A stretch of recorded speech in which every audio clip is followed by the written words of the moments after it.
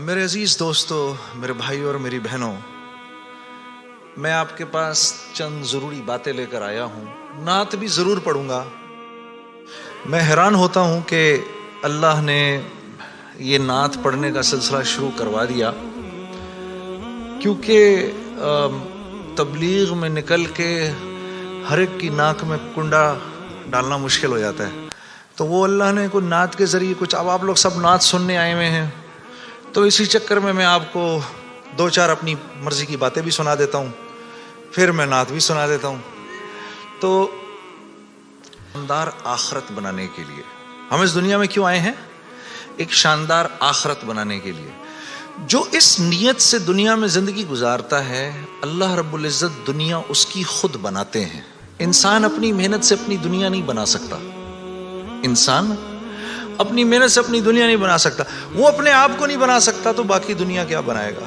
ٹھیک ہے، میں چاہوں کہ میری جوانی کبھی بڑھاپے کی طرف نہ جائے، یہ ہو نہیں سکتا۔ میرا اپنے اوپر تو زور چلتا نہیں ہے، نہ میں اپنی مرضی سے آیا، نہ اپنی مرضی سے رہ رہا ہوں، اور نہ اپنی مرضی سے دنیا سے جاؤں گا۔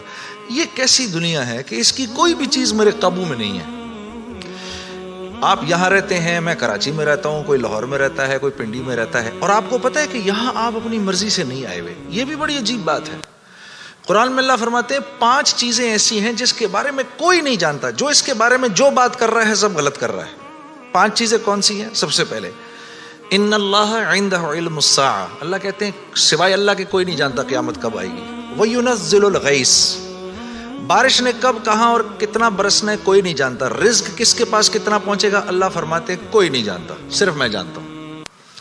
وَيَعْلَمُ مَا فِي الْأَرْحَامِ، ماں کے رحم میں یہ تو معلوم کر لیتے ہیں کہ بیٹا ہے یا بیٹی ہے، لیکن اللہ فرما رہے ہیں یہ نہیں معلوم کر سکتے کتنا جیے گا، کتنا کہاں رہے گا، کیا کھائے گا، کیا پیے گا، نیک ہوگا، بد ہوگا، فرما بردار ہوگا، نافرمان ہوگا، اللہ فرماتے کوئی نہیں جانتا۔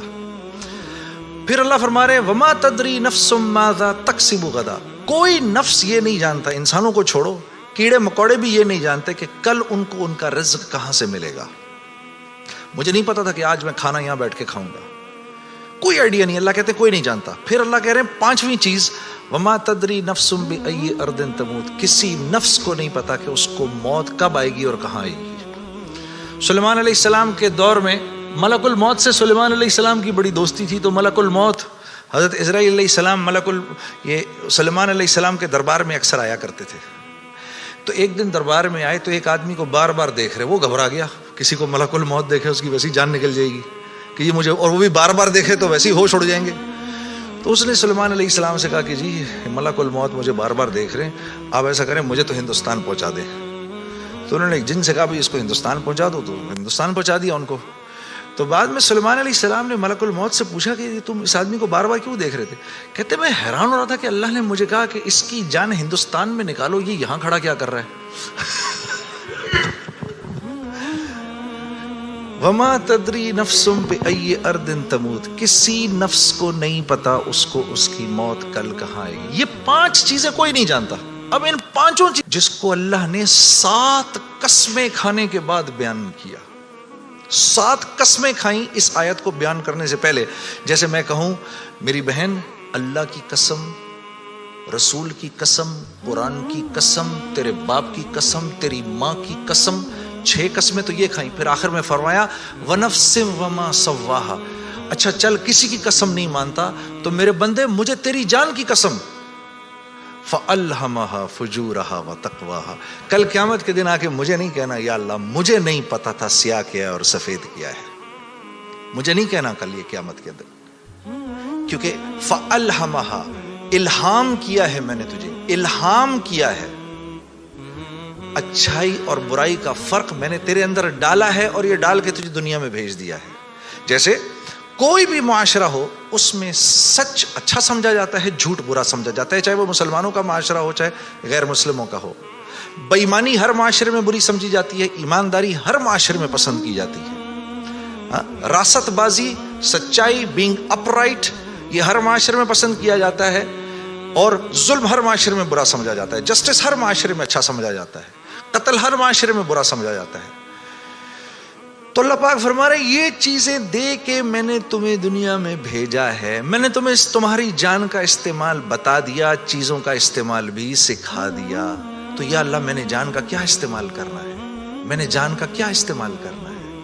ہاں تو اللہ پاک فرما رہے قد افلح من زکا، اس چیز سے روکنا جس کو اللہ نے منع کیا ہے، یہ نفس کا تزکیہ ہے۔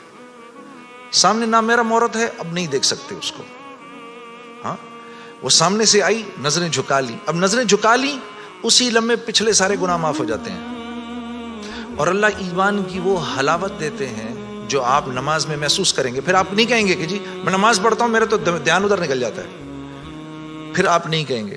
کان کو ہر وہ چیز سننے سے روکنا جس کو اللہ نے منع کیا، ہر اس چیز کو سننا جس کا حکم دیا، ہاتھ کو ہر اس جگہ استعمال کرنا جس کا حکم، ہر اس چیز سے روکنا جس سے منع کیا۔ تو نفس کا تزکیہ اللہ فرما رہے ہیں جب تم دیکھ دیکھ کر میری رعایت رکھ کے زندگی گزارو گے تو تم اس دنیا میں کامیاب ہو جاؤ گے، اور تمہیں کامیاب کون کرے گا؟ ہم کریں گے، تم خود کامیاب نہیں ہو سکتے۔ ہاں یہ موت کے بعد ہوگا، فرشتے اعلان کریں گے وَلَكُمْ فِيهَا مَا تَشْتَهِي أَنفُسُكُمْ، اب کیونکہ تم نے دنیا میں تو ویسے کر لیا جیسے اللہ نے چاہا، ٹھیک ہے، اللہ کی رضا پر راضی رہے، تو اب وَلَكُمْ فِيهَا مَا تَشْتَهِي، اب جو کچھ تم چاہ رہے ہو انفسکم وہ پورا ہوگا۔ کیوں؟ نزلا من غفور الرحیم، کیونکہ تم اب غفور الرحیم کے مہمان بننے والے ہو، تو اب جو چاہو گے پورا ہوگا۔ اب کہہ لو مجھے اتنے بڑے بڑے گھر چاہیے، مجھے اتنی اتنی بیویاں چاہیے، اتنی اتنی حوریں چاہیے، دنیا کی عورتیں کہہ دیں کہ مجھے اس کی شکل دوبارہ نہیں دیکھنی۔ ہاں جی میں آ رہا تھا نا ادھر، تو کیوں آئے؟ آپ آئے نہیں ہیں، اخرجت للناس، ہم نے لوگوں کے نفع کے لیے تمہیں نکالا ہے، ساری انسانیت۔ اخرجت للمسلمین نہیں، مسلمانوں کے نفع کے لیے آپ نہیں آئے یہاں پر، اخرجت للناس، ساری انسانیت کے نفعوں کے لیے میں نے تمہیں تمہارے گھروں سے نکال دیا ہے۔ یا اللہ ہم نے کیا نفع پہنچانا ہے ان کو؟ تأمرون بالمعروف وتنہون عن المنکر، تم نے اچھائی خود کرنی ہے اور ان کو اچھائی کر کے دکھانی ہے، برائی سے خود بچنا ہے اور برائی سے خود بچ کے ان کو کر کے دکھانا ہے۔ آپ یہاں اس لیے آئے ہوئے ہیں، میں قرآن بتا رہا ہوں آپ کو۔ وَتُؤْمِنُونَ بِاللَّهِ، جب یہ کرو گے، جب تم ایسا کرو گے پھر میری ذات پہ تمہارا ایمان بنے گا، ورنہ نہیں۔ تب تم میرے حکموں پر چلو گے، ایمان نہیں بنے گا تو حکموں پر نہیں چلا جاتا، پھر اللہ کے حکموں پر نہیں چل سکتا آدمی۔